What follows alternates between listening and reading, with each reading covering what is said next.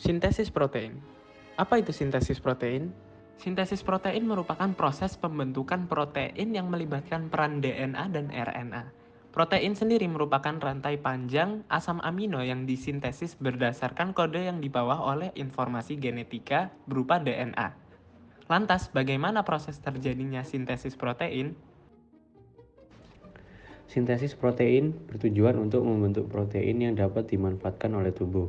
Protein termasuk salah satu komponen penting yang menyusun tubuh makhluk hidup. Ini merupakan molekul kecil di dalam sel, dan mereka diperlukan untuk semua struktur dan fungsi di dalam sel. Protein memiliki fungsi utama dalam sejumlah proses metabolisme tubuh seperti sebagai enzim, protein struktural, atau hormon. Secara umum, sintesis protein dibagi menjadi dua tahap, yaitu transkripsi dan translasi. 1. Transkripsi adalah sintesis mRNA dari salah satu rantai DNA, yaitu rantai cetakan atau rantai template yang disebut antisense. Sedangkan pasangan rantai DNA-nya disebut rantai anti-template atau sense. Transkripsi ini terjadi di dalam inti sel nukleus. Yang kedua, translasi.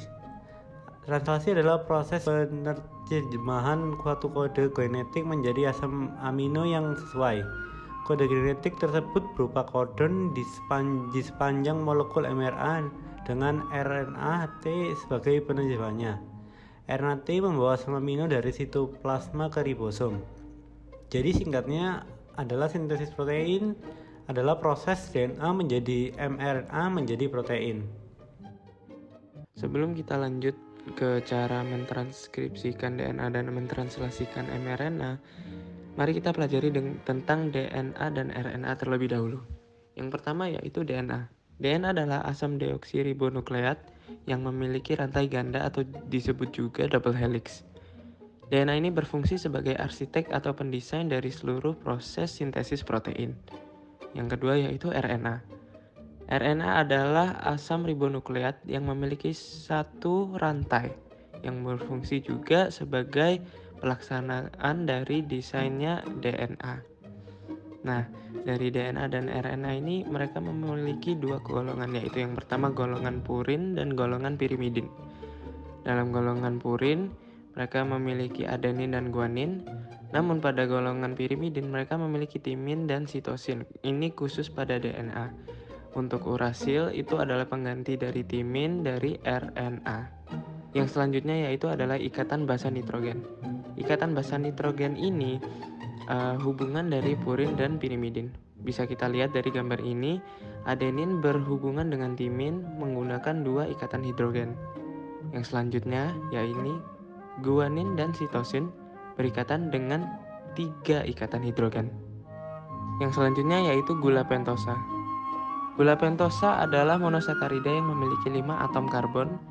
Nah, pada DNA dan RNA ini berbeda. Khusus pada DNA, itu menggunakan gula deoksiribosa dan pada RNA menggunakan gula ribosa. Dapat kita lihat di bawah ini, yaitu ada gula pentosa dan juga ikatan basa nitrogen. Jika dalam satu struktur terdapat 2 substruktur tersebut, maka dapat kita bilang nukleosida. Namun, bila kedua struktur tersebut dilengkapi dengan gugus fosfat, maka hal tersebut adalah struktur sempurna atau juga bisa dibilang nukleotida. Selanjutnya kita akan belajar tentang DNA. Seperti yang saya jelaskan tadi, DNA adalah deoksiribonukleat yang memiliki rantai ganda atau double helix. Dapat kita lihat bahwa ini adalah double helix dengan 3 aksen menuju ke 5 aksen dan 5 aksen menuju ke 3 aksen pada setiap rantainya.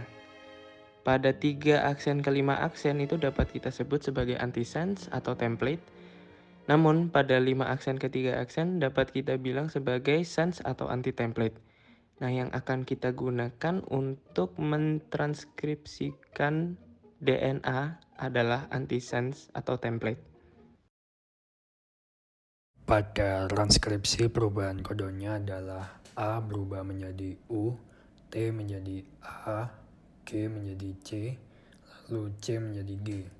Lalu pada contoh transkripsinya terdapat pada pita 3 DNA antisense TAC, AAG, GAC, CAT, CCC, GAG, CGC, GAA, TAT, ATT ditranskripsi ke mRNA berubah menjadi AUG, UUC, CUG, GUA, GGG, CUC, GCG, CUU, AUA, UAA.